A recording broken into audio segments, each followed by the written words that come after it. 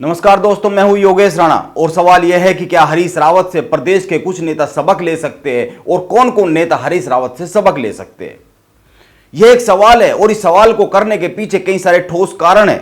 एक एक करके बात करेंगे, लेकिन पहले यह समझते हैं कि आखिर यह सवाल दिमाग में आया क्यों है। हरीश रावत ने दूसरा हाल ही में अकेले के दम पर एक फैसला लिया है जिसमें कांग्रेस या कांग्रेस जनों को उनको कोई जरूरत नहीं है। पहले फैसले की बात करें तो हाल ही में उन्होंने गैरसैंण में जाकर एक दिन का आंदोलन किया और प्रदेश के लोगों से माफी मांगी। उनकी यह माफी एक तरह से प्रदेश की राजनीति की ओर से माफी थी, ऐसा कहा जा सकता है, क्योंकि गैरसैंण के साथ नाइंसाफी के लिए केवल हरीश रावत जिम्मेदार नहीं है, उसके लिए उत्तराखंड की पूरी नेता बिरादरी जिम्मेदार है।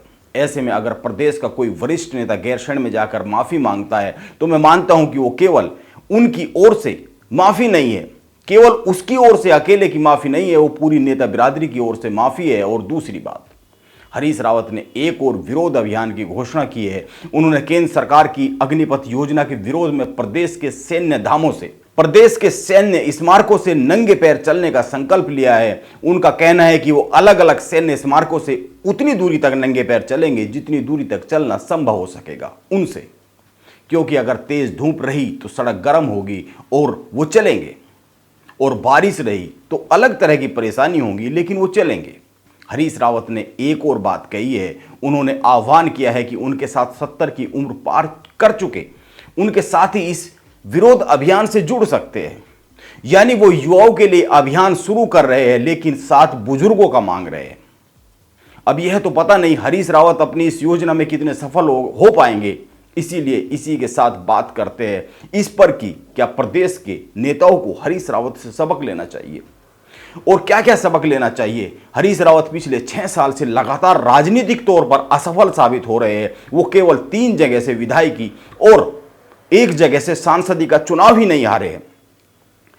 वो और भी कई सारी बातों पर नाकाम साबित होते दिखे हैं, जैसे अपनी पार्टी को यह समझाने में कि चुनाव से पहले मुख्यमंत्री का चेहरा घोषित करना चाहिए, जैसे उत्तराखंड के वोटर को भाजपा के हिंदुत्व के सामने अपने हिंदुत्व की चुनावी छवि बनाने में, जैसे यह प्रदेश की जनता को समझाने में कि मुस्लिम यूनिवर्सिटी एक चुनावी प्रोपेगेंडा है, वो एक छलावा है, जैसे कांग्रेस को यह समझाने में कि वो रामनगर से चुनाव लड़े तो ज्यादा अच्छा रहेगा, और जैसे लाल कुआं में अपने पार्टी के 2 लोगों को यह समझाने में कि उनको यह भरोसा दिलाने में कि अगर मैं जीत गया तो इस सीट पर मेरे परिवार का कब्जा नहीं हो जाएगा, ये तुम्हें ही जाने वाली है।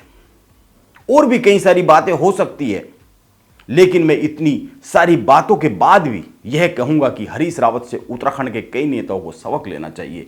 हरीश रावत उम्र के इस पड़ाव में भी इतने एक्टिव है, हर दिन अपने लिए कोई ना कोई काम तलाश ले रहे हैं।